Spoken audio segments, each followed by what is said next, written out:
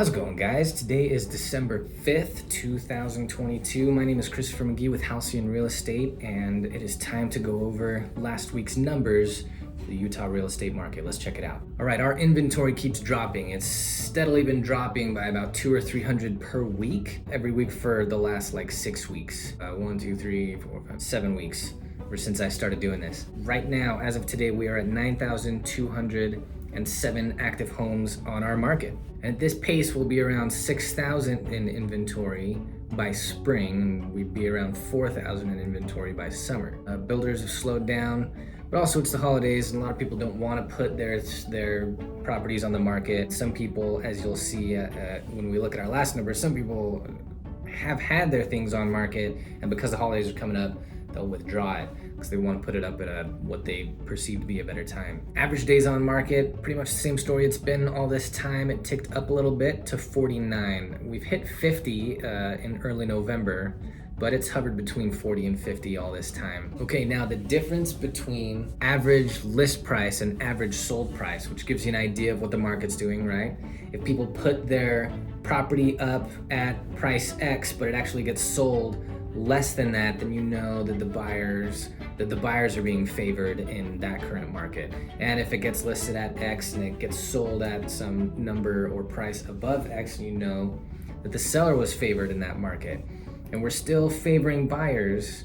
The difference between those two numbers this last week, that gap was 16,277. Down a little bit from where it was last week. Last week it jumped up quite a bit. But also, the average list price and the average sold price both went up significantly last week, which means the gap between is a smaller percentage of what the seller would be netting this week from the weeks before. Yeah, so the week prior to last, average list price was 637.5 thousand, where average sold price was just shy of 620K.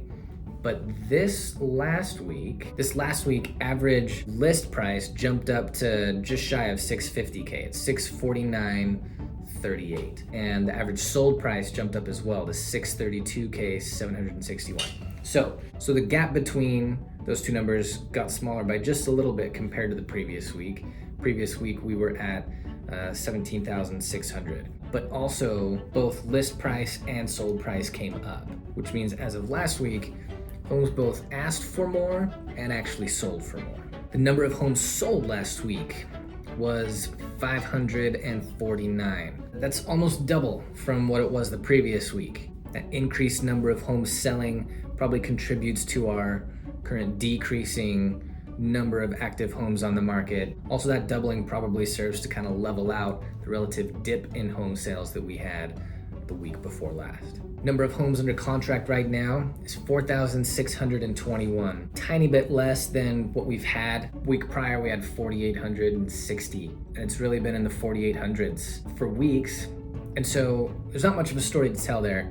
Came down to 4,620. Not much of a story there, like I said, unless it becomes a trend. And unless something really wonky and unexpected happens in our market, that trend would likely follow the amount of actives that we have. The less actives we have, the less properties there are to go under contract. The number of price reductions we had last week came to 1,153, so shot back up from the previous week. Last week I made kind of a big deal, as much of a big deal as I tend to make on anything. I made a deal about the fact that we almost cut in half the number of price reductions that we had.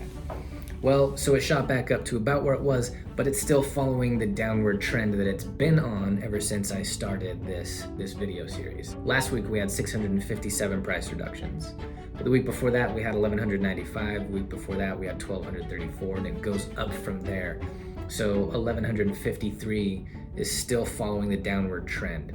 And that makes sense as our inventory gets lower and as the percentage net that the seller walks away from shows us to be smaller, the gap between what a home was listed for and what it was actually sold for. And then our last number, as always, is the number of listing cancellations, listing expirations, and listing withdrawals. And that has shot up. That number this last week was 725, either cancellations, expired listings, or withdrawals from the market. Now, I don't have a guess as to why, Other than that, it's the holidays. Here we are, beginning of December, moving on toward Christmas, right after Thanksgiving. It's typical to see a dip in home sales and inventory during the holiday. So overall, I'm still seeing these numbers tell the story of a halting of the downshift in the market that we've been seeing. The numbers that tell that story continue to go in the same direction for the most part that they've been going. And so, really all this is very closely tied, as you may understand,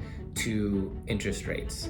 And interest rates have been creeping down. And so really, if interest rates continue to creep down, then we will continue most, if not all, of the trends that we've been seeing. And that's it for this week. I'll see you next week. Let's stay updated on the market.